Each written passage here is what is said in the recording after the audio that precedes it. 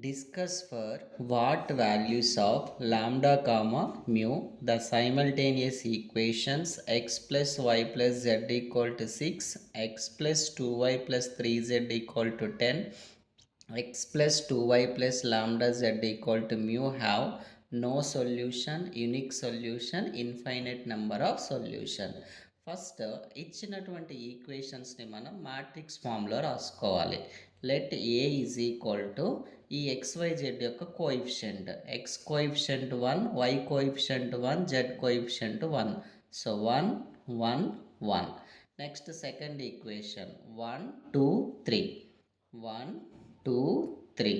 Third equation 1 2 lambda. Next capital X is equal to అందులో ఉన్నటువంటి variables X Y Z. Capital B is equal to ఈ ప్రతి ఈక్వేషన్లో RHS side ఉన్నటువంటి numbers 6 10 mu, 6 10 mu. Next augmented matrix form చేసుకోవాలి. Augmented matrix అంటే ఏని బిని కలిపి ఒకే మ్యాట్రిక్స్లో రాయడాన్ని అగ్మెంటెడ్ మ్యాట్రిక్స్ అంటాము. So first A matrix 1 2 3 1 2 lambda. తర్వాత బి ఎలిమెంట్స్ 6 10 మ్యూ. దీన్ని అగ్మెంటెడ్ మ్యాట్రిక్స్ అంటాం. ఈ మ్యాట్రిక్స్లో ఈ 1 2 లాంబ్డాని మనం డయాగ్నల్ ఎలిమెంట్స్ అంటాం. ఆ డయాగ్నల్ ఎలిమెంట్స్ కింద ఉన్న నెంబర్స్ని మనం జీరో చేయాలి యూజింగ్ రో operation. First one R1, second one R2, third one R3. So R2 changes R2 minus R1, R3 changes R3 minus R1. So first ఇక్కడ ఉన్న టూ నెంబర్స్ మనకి 1 and 1 కాబట్టి ఈ 1 దీనికి, ఈ 1 R1కి అసైన్ చేయాలి.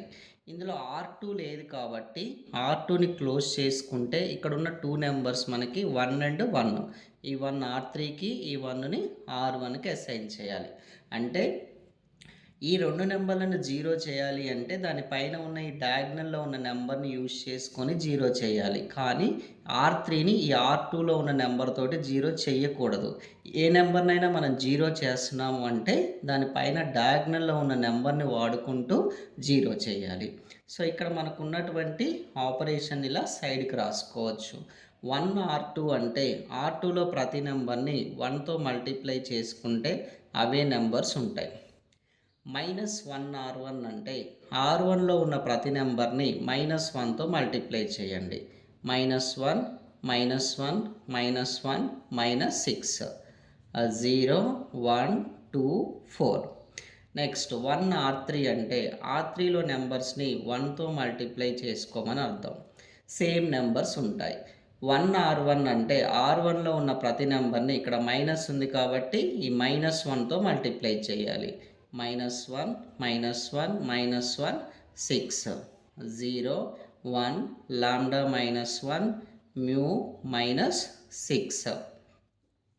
ఈ ఎలిమెంట్స్ తీసుకెళ్ళి ఆ మ్యాట్రిక్స్లో సబ్స్టిట్యూట్ చేద్దాం. So first row as it is, second row elements మనం కనుక్కున్నాయి 0 1 2 4. Next 0 1 lambda -1 mu -6. ఈ మ్యాట్రిక్స్లో ఇది డయాగ్నల్ ఎలిమెంట్స్ అవుతుంది మనకి. సో ఫస్ట్ ఎలిమెంట్ కింద ఉన్న రెండు జీరో అయిపోయాయి కాబట్టి నెక్స్ట్ డయాగ్నల్లో ఉన్న ఎలిమెంట్ 1 దగ్గరికి వెళ్ళి దాని కింద ఉన్నటువంటి నెంబర్ని జీరో చేయాలి.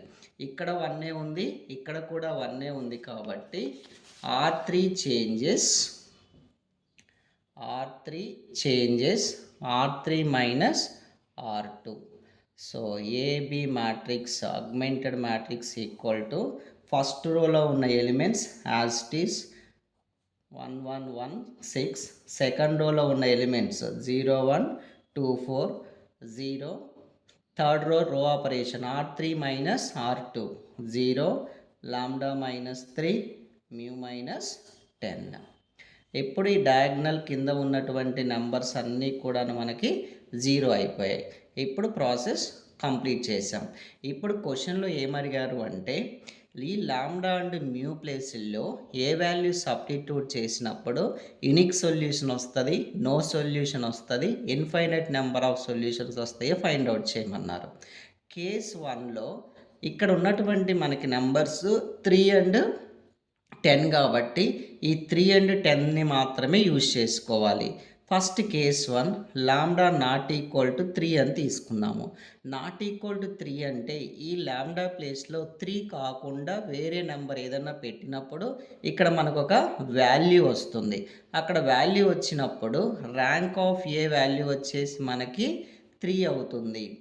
ర్యాంక్ ఆఫ్ ఏబి ఆల్సో 3 అవుతుంది. ఎందుకంటే ఇక్కడ ఒక నెంబర్ ఉందంటే ఇది 0 అయినా కూడా ఇక్కడ ఒక నెంబర్ ఉంది కాబట్టి ఇది నాన్ జీరో రో అవుతుంది.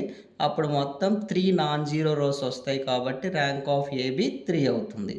అలాగే మనం కనుక్కోవాల్సిన unknown values, number of unknown values కూడా 3 ఉన్నాయి. అన్నీ ఈక్వల్ ఉన్నప్పుడు ఆ ప్రాబ్లమ్ని మనం కన్సిస్టెంట్ అంటాము.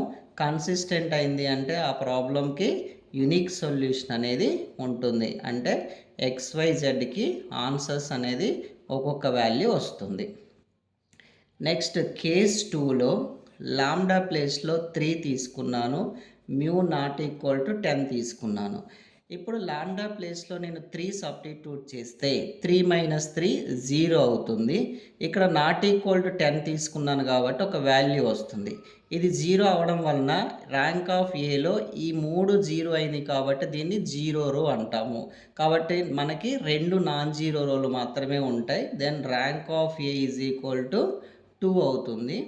ర్యాంక్ ఆఫ్ ఏబి వచ్చేసి ఇది నాన్ జీరో రో అవుతుంది కాబట్టి, ఎందుకంటే ఇక్కడ నాట్ ఈక్వల్ టు 10 పెట్టినప్పుడు మనకు అక్కడ వాల్యూ వస్తుంది. వాల్యూ వచ్చినప్పుడు ఇది కూడా నాన్ జీరో రో కింద కన్సిడర్ అవుతుంది. అప్పుడు మొత్తం 3 నాన్ జీరో రోస్ ఉన్నాయి.